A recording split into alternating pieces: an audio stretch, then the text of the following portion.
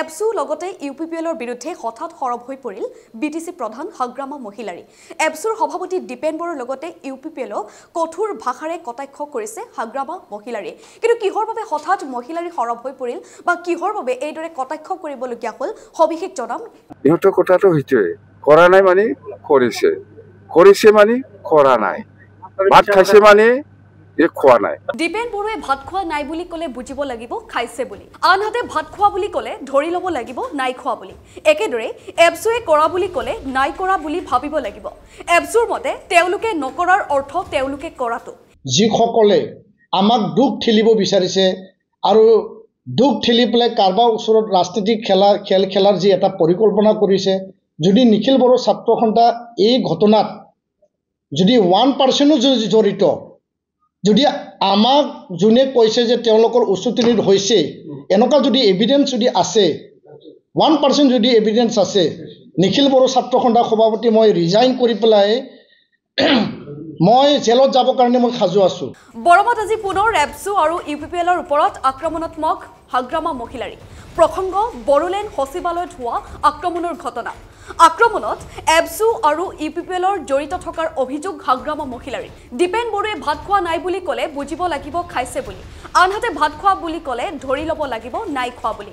একেদৰে এপছুৱে কৰা বুলি ক'লে নাই কৰা বুলি ভাবিব লাগিব এপছুৰ মতে তেওঁলোকে নকৰাৰ অৰ্থ হৈছে তেওঁলোকে কৰাটো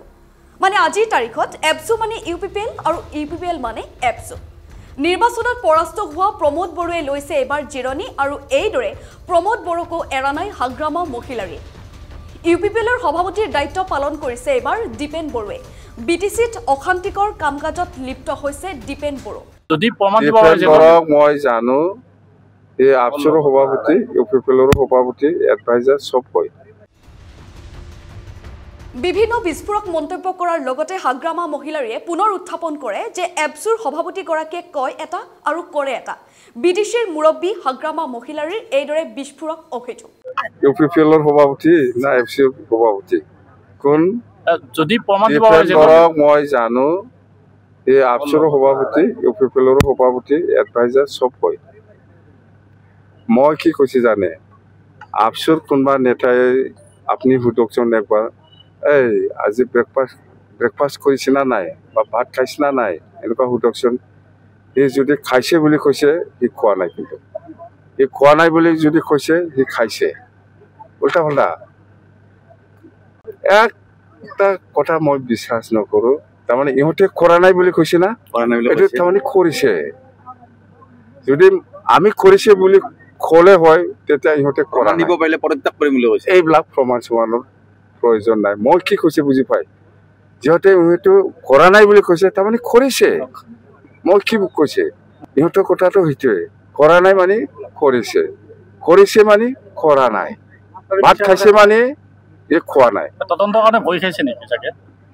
এইটো তদন্তটো 100% হ'ব কোন জড়িত আছে আপছু জড়িত আছে না কোন জড়িত আছে এইটো তদন্ত পিছত ওলাব কথা এটাই মই কৈছো ভাত খাইছে খাইছে বুলি কৈছে না সি খোৱা নাই তাৰমানে কৰা নাই বুলি কৈছে তাৰমানে কৰিছে যদি কৰিছে বুলি ক'লে হয় এইটো কৰা নাই একদম প্ৰমোদ বড়োটো জিৰণি লৈছে না এতিয়া আপাতত দীপেন বড়োক চলাব দিছে আৰু স্পষ্ট কথা প্ৰমোদ বড়োৰ কথা হওক মুঠতে কোনোবা ইউপিপিএল নেতা বা কোনোবা আপছুৰ নেতা কথা কোৱাটো অপজিট একদম ধৰে আপোনালোকে মই চিধাকৈ কৈছো আপোনালোকে আজিৰ পৰা চাওক আজিৰ পৰা পৰীক্ষা কৰি পেলাই চাওক দীপেন বড়োক সোধক আপুনি ভাত খাইছে না খোৱা নাই খাইছে বুলি যদি কৈছে সি খোৱা নাই ইহঁতৰ মতলবটো এছটিকৰণৰ লগত কোনো সম্পৰ্ক নাই এনে নামতহে এছটি দিব নালাগে কোচ ৰাজবংশী বা ছয় জনগোষ্ঠীক বা আদিবাসীক এছটি দিব নালাগে এইটো নামতহে আচলতে ইহঁতে আমি বিপিএফ যে চৰকাৰ চলাই আছে এইটো সহ্য কৰিব পৰা নাই 5 বছৰ এপছু অফিচৰ পৰা ইহঁতে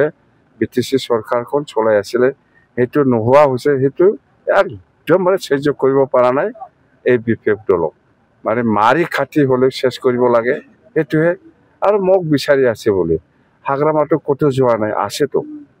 যোৱাকালিও মই এছেম্বলিত আছিলোঁ বহুত মিটিং কৰিলোঁ আজিও মই বৰমাত আহিছে মিটিং কৰি আছে এনে মুখেদি বিচাৰি থাকিলে কি হ'ব প্ৰেক্টিকেল লাগে না নালাগে ইহঁতক মোক যে বিচাৰি আছে সঁচাকৈ প্ৰেক্টিকেল লাগে না নালাগে মুখেদি কৈ পেলাই বিচাৰিলে নহ'ব না আছেতো মইতো আছে